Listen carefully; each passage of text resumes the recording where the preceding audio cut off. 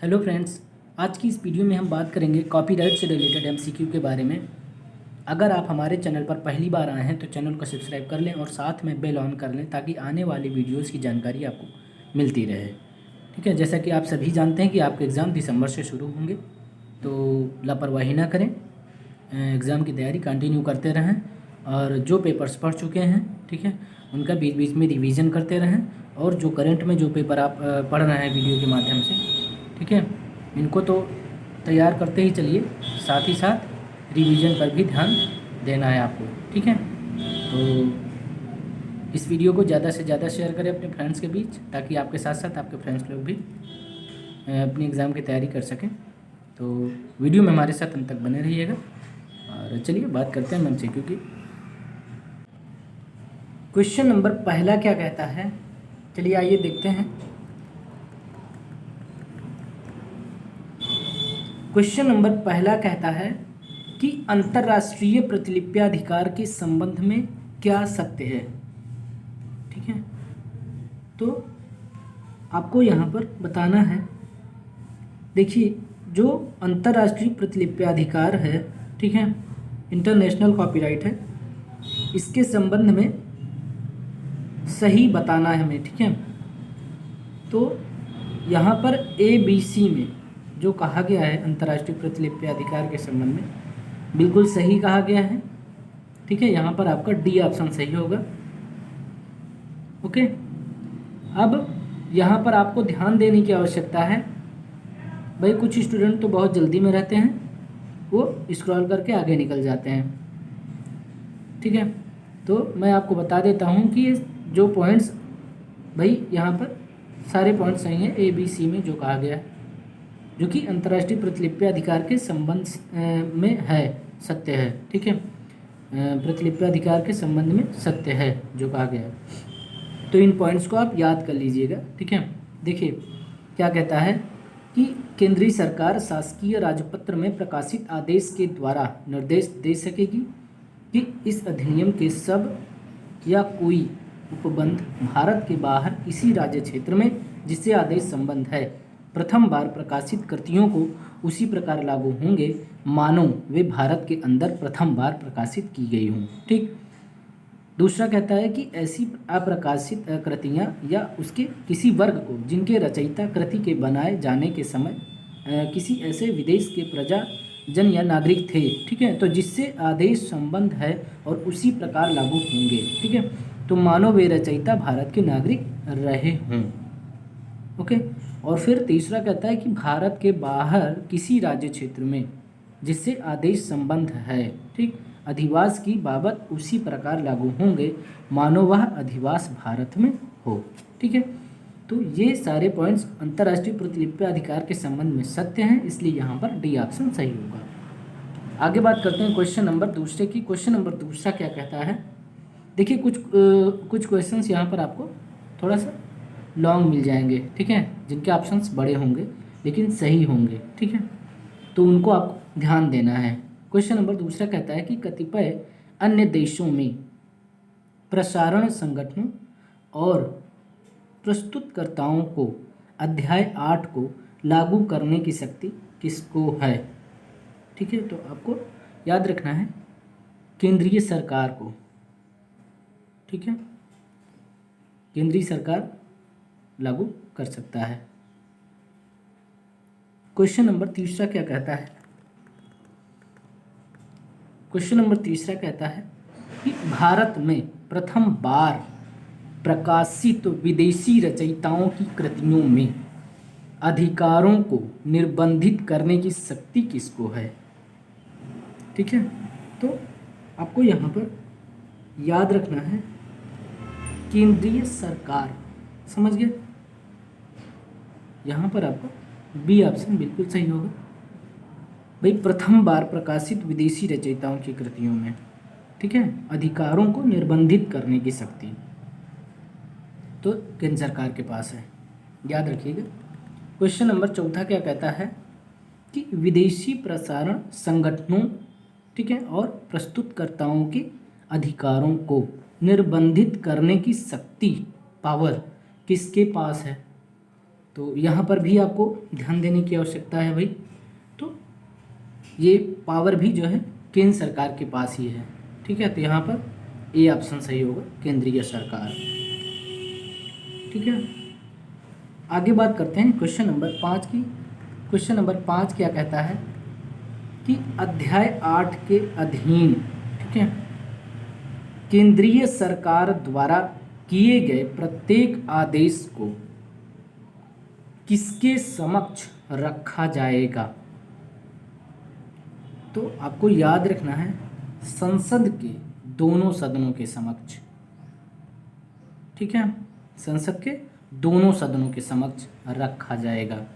दोनों सदन कौन कौन से हैं? लोकसभा और राज्यसभा, ठीक है। यहाँ पर सी ऑप्शन आपका बिल्कुल सही होगा। क्वेश्चन नंबर 6 क्या कहता है कि प्रतिलिप्याधिकार, ठीक है, कॉपीराइट का रजिस्ट्रीकरण संबंधित उपबंध कॉपीराइट एक्ट 1957 1957 की किस धारा, ठीक है, किस धारा के अध्याय में दिया गया है? तो आपको याद रखना है अध्याय 10 धारा 44 से 50 का तक, ठीक है। तो यहाँ पर आपका ए ऑप्शन बिल्कुल सही होगा, अध्याय 10 धारा 44 से 50 का तक, ठीक है। आगे बात करते हैं क्वेश्चन नंबर 7 की। क्वेश्चन नंबर 7 क्या कहता है कि प्रतिलिप्याधिकारों के रजिस्टर, मतलब कॉपीराइट के रजिस्टर, विशिष्टताओं तथा इसमें दर्ज के बारे में क्या सत्य है, ठीक है। तो आपको सत्य बताना है। तो जो प्रतिलिप्याधिकारों के रजिस्टर विशिष्टताओं होते हैं, ठीक है, और इसमें दर्ज जो रहता है इसके बारे में ए पॉइंट और बी पॉइंट दोनों सत्य कहा गया है, ए और बी के अनुसार, ठीक है। ए में कहा गया है कि ये उसमें दर्ज विशिष्टताओं का प्रथम दृष्टया साक्ष्य होगा, ठीक है, और बी में कहा कि इसके बारे में उपबंध प्रतिलिप्याधिकार अधिनियम कॉपीराइट एक्ट 1957 1957 की धारा 48 में किया गया है, ठीक है। तो यहाँ पर ए और बी दोनों सत्य हैं आपका, ठीक है। तो आपका यहाँ पर सी ऑप्शन बिल्कुल सही होगा। आगे बात करते हैं क्वेश्चन नंबर 8 की। क्वेश्चन नंबर 8 क्या कहता है? क्वेश्चन नंबर 8 कहता है कि प्रतिलिप्याधिकारों के रजिस्टर का परिशोधन मीन्स रेक्टिफिकेशन, ठीक है, किसके द्वारा किया जाएगा, ठीक है। तो आपको याद रखना है प्रतिलिप्याधिकार बोर्ड, कॉपीराइट बोर्ड, ठीक है, किसके द्वारा किया जाएगा? तो प्रतिलिप्याधिकार बोर्ड द्वारा किया जाएगा। तो यहाँ पर बी ऑप्शन सही होगा। आगे बात करते हैं क्वेश्चन नंबर 9 की।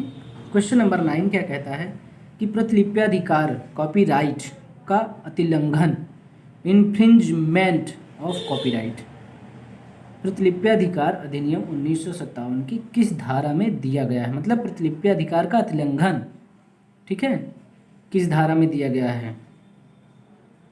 तो आपको याद रखना है यहाँ पर आपका ए और बी दोनों सत्य हैं, ठीक है, समझ गया? मतलब अध्याय 11 धारा 51 से 53 का और अध्याय 10 धारा 51 से 53, ठीक है।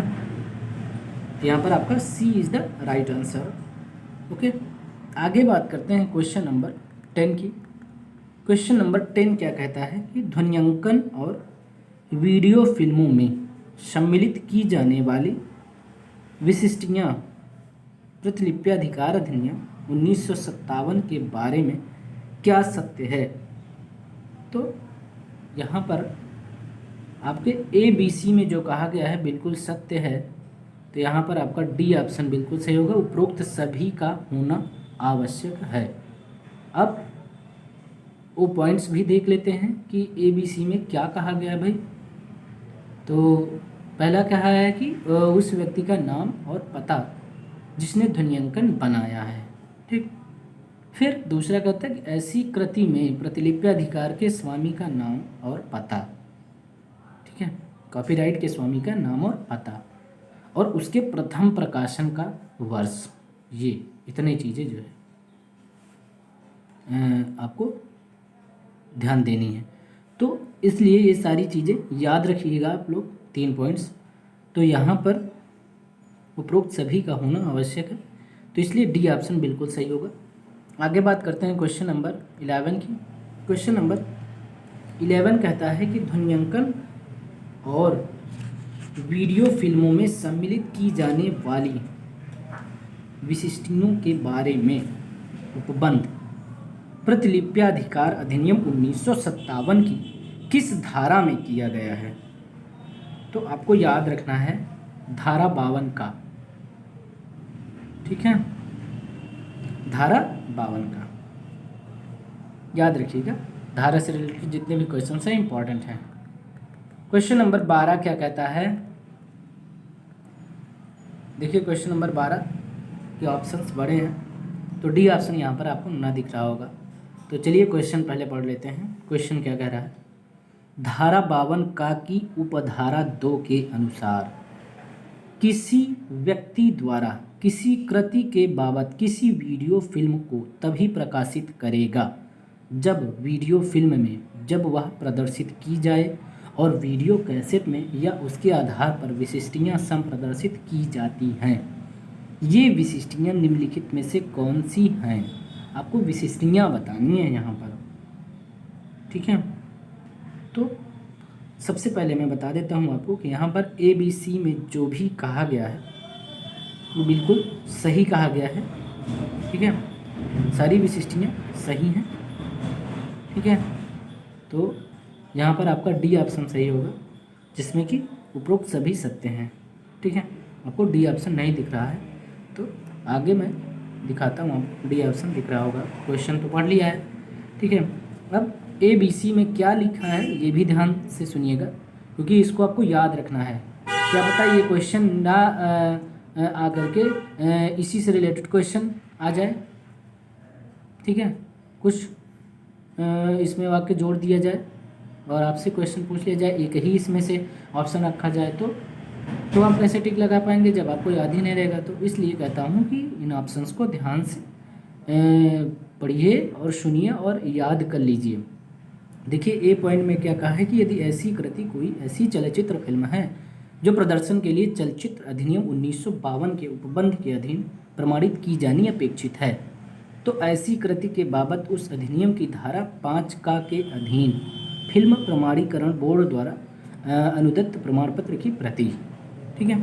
फिर ऐसे व्यक्ति का नाम और पता जिसने वीडियो फिल्म बनाई है और उसके द्वारा यह घोषणा की कि उसने ऐसा वीडियो फिल्म बनाने के लिए ऐसी कृति में प्रतिलिपि अधिकार के स्वामी से आवश्यक अनुज्ञप्ति या उसकी सहमति प्राप्त कर ली है और ऐसी कृति में प्रतिलिपि अधिकार के स्वामी का नाम और पता है, ठीक है। तो उपरोक्त सभी सत्य हैं, ठीक है। तो इसको याद रखिएगा, इम्पॉर्टेंट क्वेश्चन है। चलिए आगे बात करते हैं क्वेश्चन नंबर 13 की। क्वेश्चन नंबर 13 क्या कहता है? अतिलंघनकारी प्रतियों का आयात से संबंधित उपबंध प्रतिलिप्याधिकार अधिनियम 1957 की किस धारा में किया गया है? तो आपको यहाँ पर धारा बतानी है कि अतिलंघनकारी प्रतियों का आयात से संबंधित उपबंध, ठीक है, किस धारा में किया गया है। तो आपको याद रखना है धारा 53 में, धारा याद रखना है आपको। आगे बात करते हैं क्वेश्चन नंबर 14 क्या कहता है? क्वेश्चन नंबर 14 कहता है कि मूल प्रतियों के पुनः विक्रय के अंश का अधिकार, ठीक है, प्रतिलिप्याधिकार अधिनियम 1957 की किस धारा में दिया गया है, ठीक है। तो आपको याद रखना है यहाँ पर धारा 53 का, ठीक है। किसमें दिया गया है? धारा 53 का में। चलिए आगे बात करते हैं क्वेश्चन नंबर 15 क्या कहता है? क्वेश्चन नंबर 15 कहता है कि प्रतिलिपि अधिकार अधिनियम 1957 कॉपीराइट एक्ट 1957 के किस अध्याय और धाराओं में, ठीक है, सिविल उपचार के संबंध में उपबंध किए गए हैं? तो आपको याद रखना है अध्याय 12 धारा 54 से 73, ठीक है। तो यहाँ पर आपका क्वेश्चन नंबर 15 में ए ऑप्शन सही होगा। आगे बात करते हैं क्वेश्चन नंबर 16 क्या कहता है?